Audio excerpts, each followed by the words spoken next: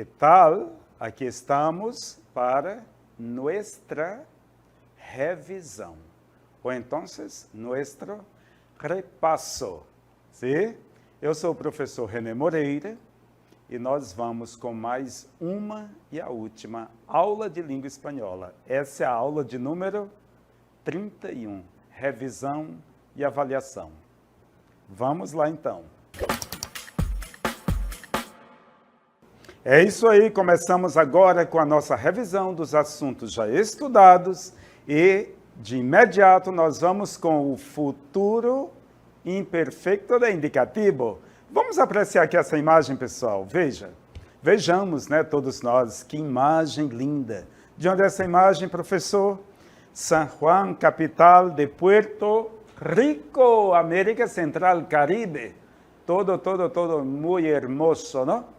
Bueno, futuro imperfecto de indicativo. ¿Qué es eso? Un tiempo verbal y nosotros vamos a reencontrar los verbos aquí dentro. El verbo viajar y después el verbo conocer. Mi familia y yo viajaremos al Perú y conoceremos por lo menos 2 ciudades, Machu Picchu y Nazca con sus increíbles líneas. Observem, atentem e desfrutem as imagens que aqui estão. A de cima, Machu Picchu, e a de baixo, Nazca, ambas no Peru. Claro, né? São cidades hoje, por exemplo, Machu Picchu não vive ninguém, né? É uma cidade antiga, museu a céu aberto. Mas o que nós queremos saber daqui são os verbos, né? E mais uma vez vou sublinhar aqui, ó, o verbo viajar e o verbo conocer. Ambos estão conjugados na primeira pessoa do plural. Nosotros viajaremos, vosotros e nosotros conoceremos. Que tempo verbal é esse, né? Vamos comigo aqui a conjugação do verbo hablar, da primeira conjugação, depois aprender, da segunda conjugação e receber, da terceira conjugação. Todos esses verbos, pessoal, todos eles, são verbos regulares. Só relembrando, o que são verbos regulares? Os verbos regulares são aqueles verbos que a raiz nunca recebe uma alteração. Nunca desaparece uma letra, seja vogal, consoante, nunca vem outra de algum lugar, certo? A raiz sempre é a mesma de acordo com o infinitivo do verbo. O que é infinitivo do verbo, professor? Vejamos aqui comigo. Vamos aqui, olha. O verbo hablar. O que é o infinitivo do verbo hablar? É o nome, hablar. E se nós tiramos a terminação AR, o que sobrou é a raiz, H-A-B-L. Observem que a raiz está presente aqui em todos os pronomes pessoais. H-A-B-L está presente em tudo. Assim vocês vão ter, ou nós vamos ter, né? Aprender, até o D.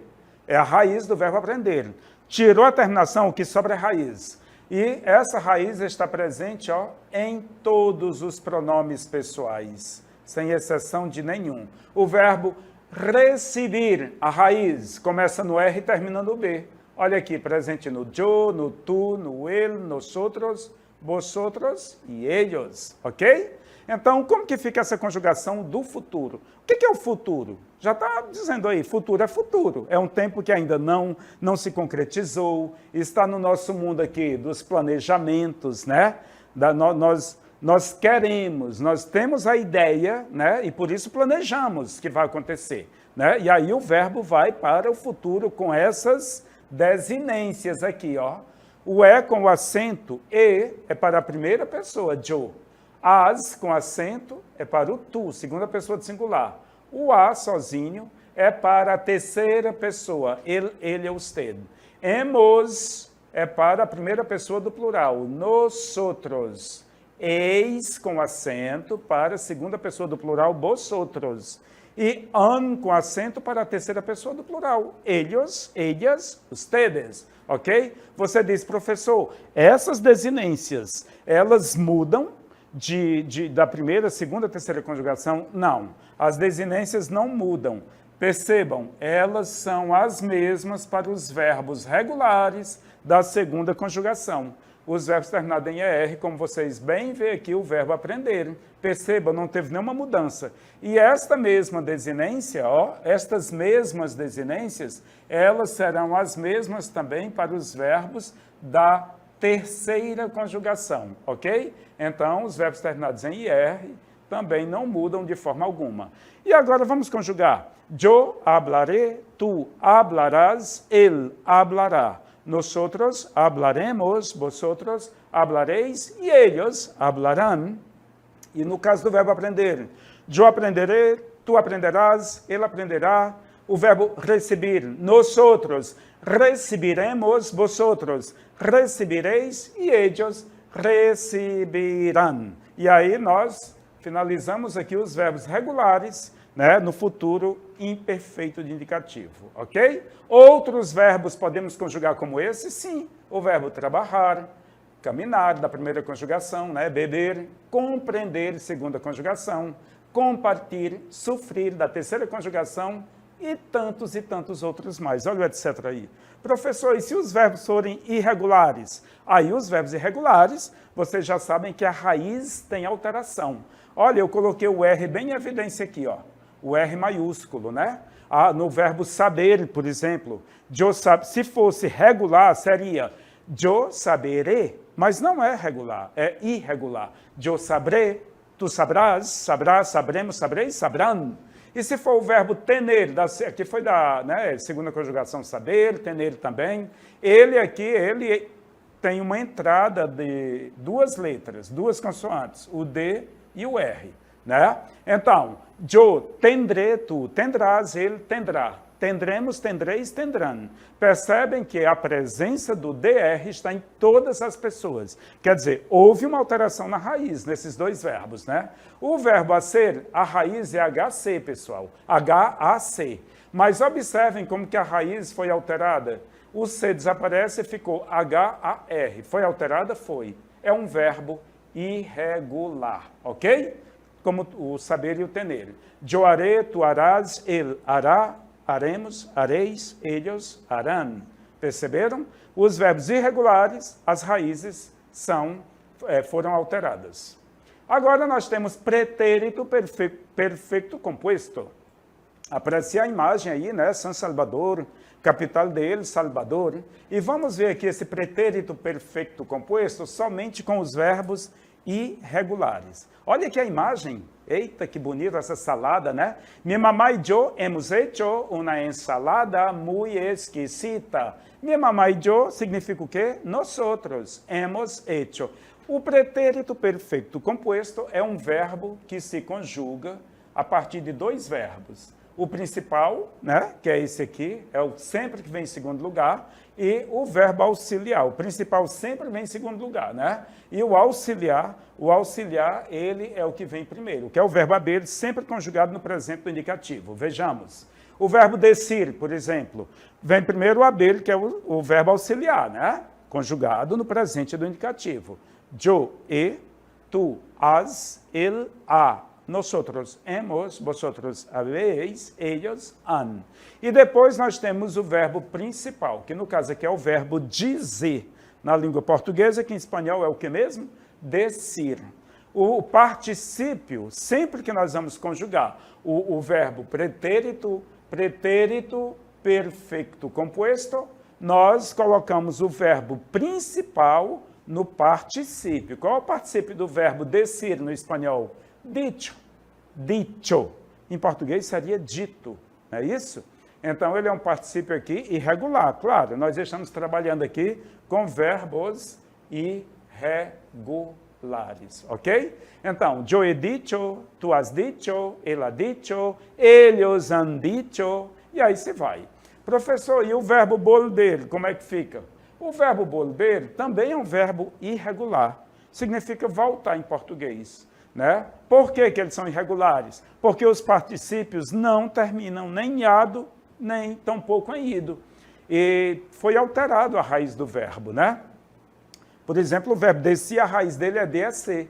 Mas quando você observa no particípio, já é DI. Olha aí a alteração, a letra I, de onde veio. O verbo volver, qual que é a raiz dele? VOLV. Mas como que ficou o particípio? Vuelto. Aí, gente, ue, né? Percebe que o O se transformou em ue, né? E aí, como fica a conjugação desse verbo? Yo he vuelto. Tú has vuelto. Él ha vuelto. Nosotros hemos vuelto. Vosotros habéis vuelto. E ellos han vuelto. Certo? Geralmente, com esse tempo verbal, pretérito perfeito composto, nós utilizamos alguns marcadores temporais para ajudar na conjugação, para apontar, para direcionar a ação do verbo lá no passado. Porque lembrem-se, esse verbo, a conjugação dele refere-se ao passado. Não é um passado muito distante, é um passado que tem até ligação com o presente, de alguma coisa que aconteceu, mas de fato tem alguma ligação, alguma relação com o presente.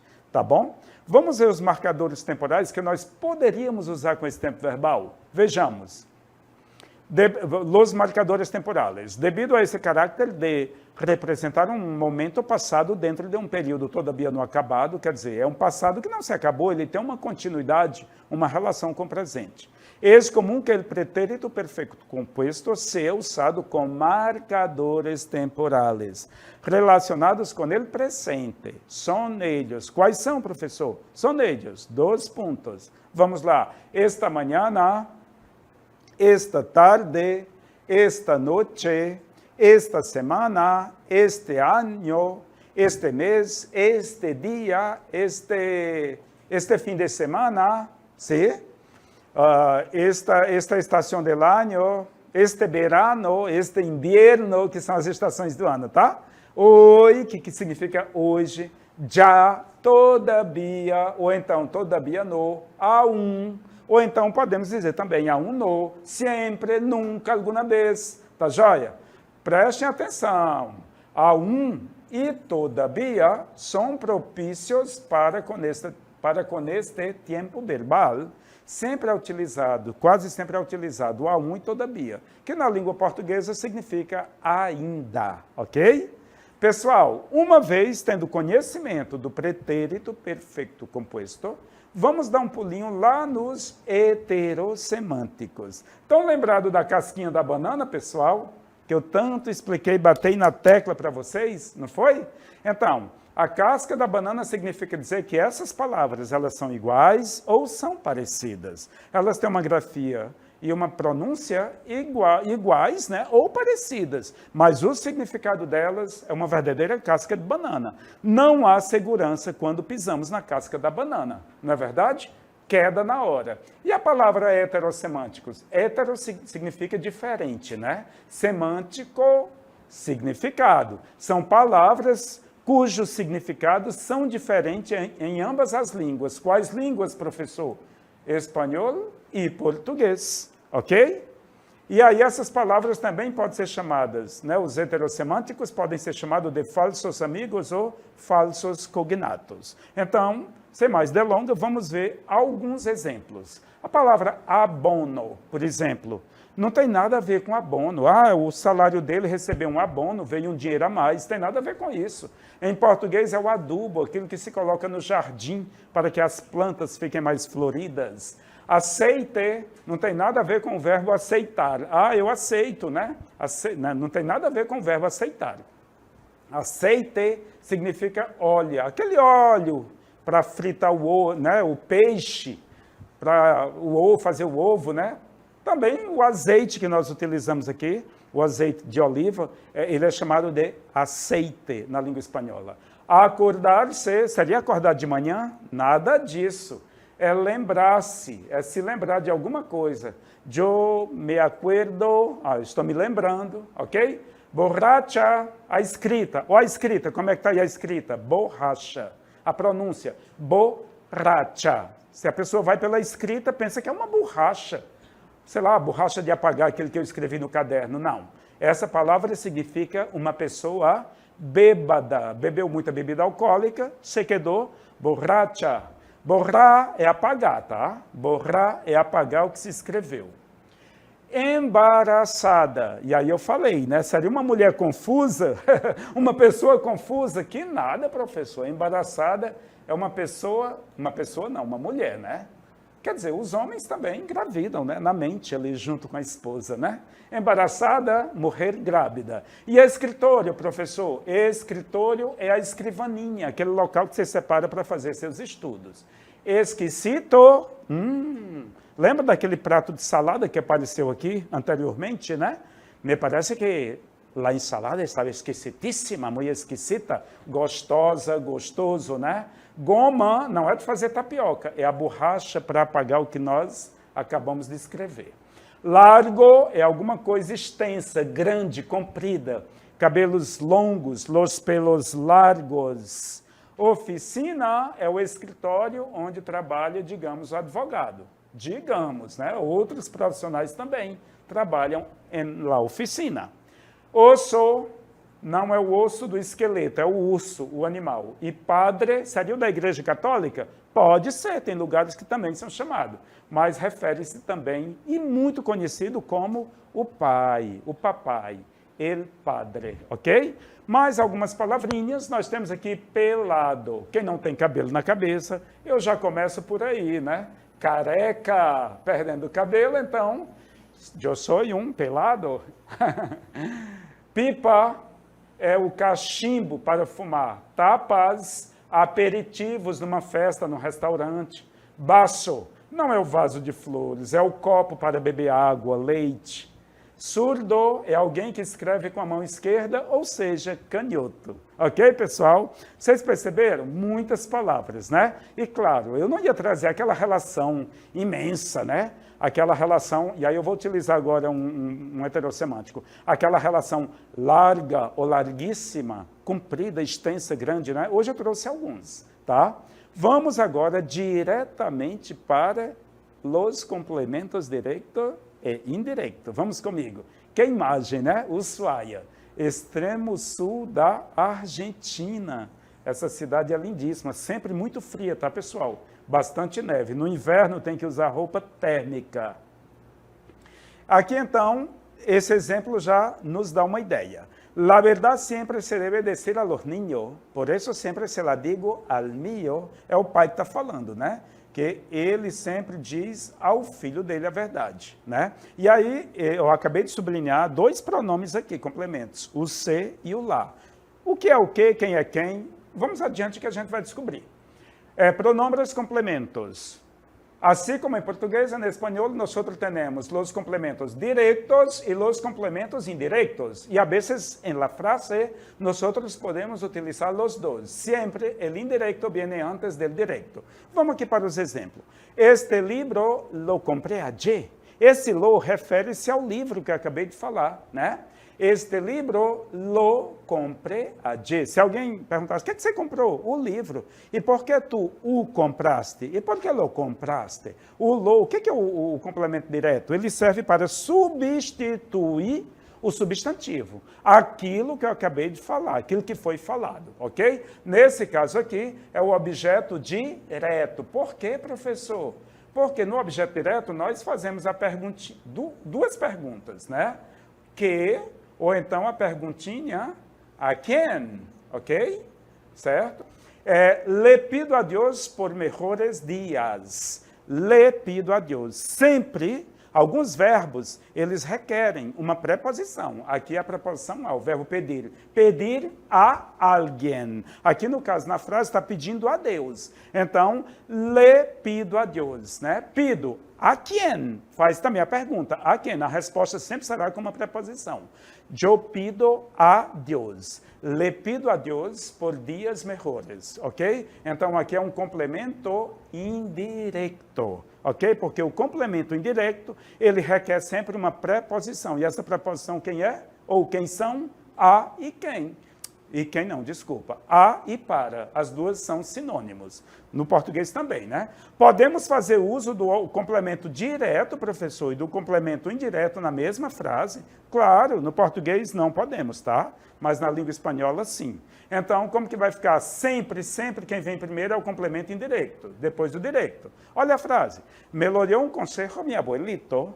Vamos organizar a frase melhor. Mi abuelito me dio un consejo.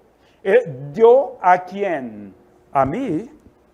Então, esse me é o complemento indireto. Que me dio mi abuelito? Um conselho? Que? Olha aí o complemento direto, ok? Quais são eles, professor? Aqui nós temos pronombres complementos diretos, né? Da primeira pessoa do yo até a terceira, do singular e do plural. Me, te, lo, la. Nos, os, los, las. Aqui são os complementos diretos. E esses, professores? Los complementos indiretos são esses aqui, muito parecidos, mas sempre antecedem a ele quem? Uma preposição. Me, te, e para a terceira pessoa do singular, le ou se. Nos, os, les, ses, para o plural, ok? O se entra em cena quando, para não acontecer a repetição de sons, né? A cacofonia. E aí troca-se o los, o le ou o les, embora que seja masculino ou feminino, pelo se, ok? E é isso, finalizamos aqui a nossa revisão.